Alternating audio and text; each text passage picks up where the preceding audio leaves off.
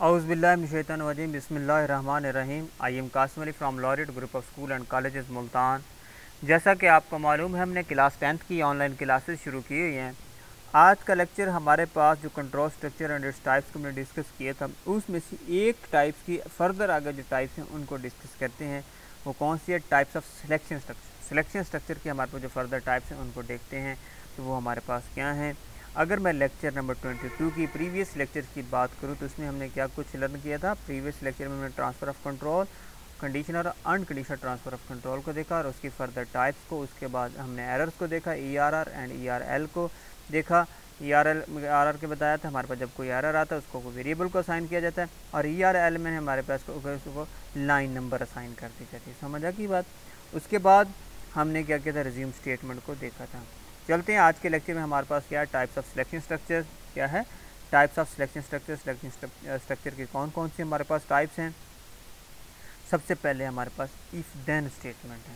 ठीक है, if then statement अगर सिलेक्शन स्ट्रक्चर की आपको याद हो, हम पढ़ चुके हैं कि इसमें हमारे पास क्या होता है कि कंडीशन ट्रू होने पे भी कोई ना कोई स्टेटमेंट एग्जीक्यूट होती है, और फॉल्स होने पे भी, अगर फॉल्स होने पे कोई स्टेटमेंट गिवन की गई है हमारे पास।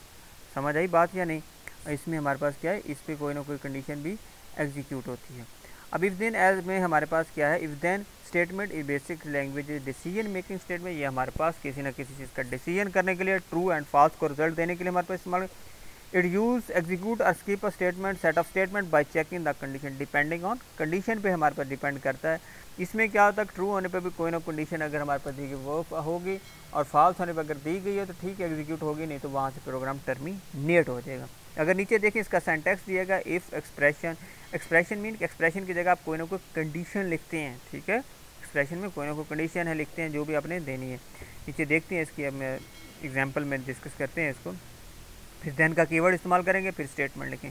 या हमारे पास इसका है और इफ़, ये भी सिंटैक्स, इसमें से कोई एक सिंटैक्स आपने करना है। If condition then line number. ठीक होगा, कोई ना कोई लाइन है। ठीक है, अगर नीचे एग्जांपल देखें 10 cell input enter your marks, कोई ना कोई अपने मार्क्स एंटर करो। जैसे मार्क्स एंटर करो, if marks greater than is equal to 40 then तो कांग्रेचुलेशन, क्या है? आप पास हो गए हो, यू हैव पास्ड। ठीक है, उसके बाद एंड हो गया, प्रोग्राम टर्मिनेट। उसमें फास्ट कंडीशन कोई भी नहीं दी गई, उसमें क्या एग्जीक्यूट कर दिया गया। समझ आई बात? उसके बाद ये हमारे पास क्या था? इफ़ देन स्टेटमेंट का हमारे पास यूज़ था, इसकी एग्जांपल थी। अब नेक्स्ट हमारे पास if then else, two way decision structures. ठीक है, जिसमें दो वे निकल आते हैं हमारे पास। मस्ट भी है इसमें, पहले वाले में नहीं भी फास्ट है तो हमारे पास प्रोग्राम टर्मिनेट हो जाएगी। इसमें ट्रू होने पे भी कोई ना कोई स्टेटमेंट होगी, फॉल्स होने पे भी कोई ना कोई कंडीशन मस्ट भी होगी। कंस्ट्रेंट लग गया है इस पर। ठीक है, टू वे डिसीजन है जिसमें ट्रू होने पे भी कोई ना कोई स्टेटमेंट है, फॉल्स होने पे कोई ना कोई स्टेटमेंट एग्जीक्यूट होगी। समझ आई बात या नहीं समझ? अब ये नीचे अगर देखें गौर से, इसका सेंटेंस क्या? If condition then statement else statement. ठीक है, फिर नीचे देखें उसके बाद दूसरा सेंटेंस है if condition then line 1 else line 2 है। स्टेटमेंट 1 स्टेटमेंट 2 है हमारे पास, वो आपके डिपेंड जो भी स्टेटमेंट देंगे। अगर फ्लो चार्ट में आपको गौर से देखें आपको नज़र आ रहा है, कंडीशन हमारे पास ट्रू होने पे स्टेटमेंट एग्जीक्यूट है, फिर प्रोग्राम टर्मिनेट हुआ। अगर हमारे पास ये ट्रू वाली कंडीशन फॉल्स है, फिर भी उसने किसी न किसी स्टेटमेंट को एग्जीक्यूट किया, और फिर हमारे पास प्रोग्राम को क्या किया? टर्मिनेट किया। CLS input enter marks M40 print pass else print fail. पहली सी बात है, जब 40 से हमारे पास कम है तो वो या हमारे पास क्या है? फेल है। प्रोग्राम एंड हो गया और टर्मिनेट किया। अब उसमें ये देखें, इसके बाद होने पे उसने ये स्टेटमेंट प्रिंट पास की एग्जीक्यूट है, देन के बाद वाला, और एल्स के बाद उसने एल्स वाले स्टेटमेंट को एग्जीक्यूट किया। समझे? नेक्स्ट हमारे पास है use of logical operator in condition, कि हमारे पास इन कंडीशन में लॉजिकल ऑपरेटर्स को कैसे इस्तेमाल करते हैं।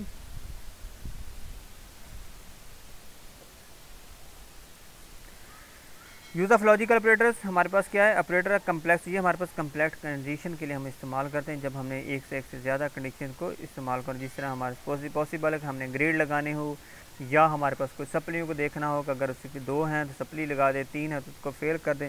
मल्टीपल कंडीशन को हम देखने के लिए इस्तेमाल करते हैं। कम्प्लेक्स कंडीशन के लिए हम लॉजिकल ऑपरेटर को इस्तेमाल करते हैं। ये देखें हमारे पास क्या है कि हमने कोई ना कोई कम्प्लेक्स कंडीशन को एग्जीक्यूट किस तरह हम करते हैं, ये नीचे एग्जांपल की तरफ चलते हैं। The following example input two numbers, हम 2 नंबर्स को इनपुट करते हैं। Excellent if both numbers are equal otherwise display bad. हमारे पास 2 कंडीशन का हमारे पास एग्जीक्यूट किया जाएगा। वो कहता है CLS inter first number inter second number. First क्या है, A है, सेकंड B है। इफ़ A ग्रेटर देन है 100, अगर A क्या है 100 से बड़ा है, एंड B ग्रेटर देन 100। अब यहाँ पे एक बात और बता दूं कि हमने लॉजिकल ऑपरेटर हमारे पास एंड है, अब इसमें दोनों कंडीशन का ट्रू होना हमारे पास ज़रूरी है। A greater than 100 and B greater than भी 100 है, देन प्रिंट एक्सीलेंट।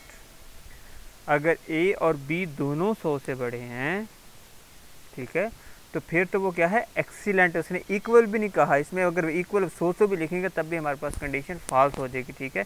फिर भी एल्स पोर्शन एग्जीक्यूट होगा। अगर दोनों 101 और 101 ही लिखते हैं, फिर हमारे पास वो क्या करेगा, प्रिंट एक्सीलेंट। एल्स पोर्ट में हमारे पास करेगा प्रिंट बैड, एस पे क्या कर देगा, प्रिंट बैड। ये नीचे वाली एग्जांपल आप पे छोड़ रहा हूँ, ये आप खुद से करेंगे, ठीक है। उम्मीद करता हूँ आज का लेक्चर आपको समझ आ गया होगा। अगर इस लेक्चर में या प्रीवियस लेक्चर में किसी में कोई मसला है, उसकी आप क्वेरी और क्वेश्चन कर सकते हैं। ओके, आज के लेक्चर के लिए अल्लाह हाफ़िज़। इंशाल्लाह नेक्स्ट लेक्चर नेक्स्ट वीडियो में मिलते हैं। थैंक यू, जज़ाकल्लाह, अल्लाह हाफ़िज़।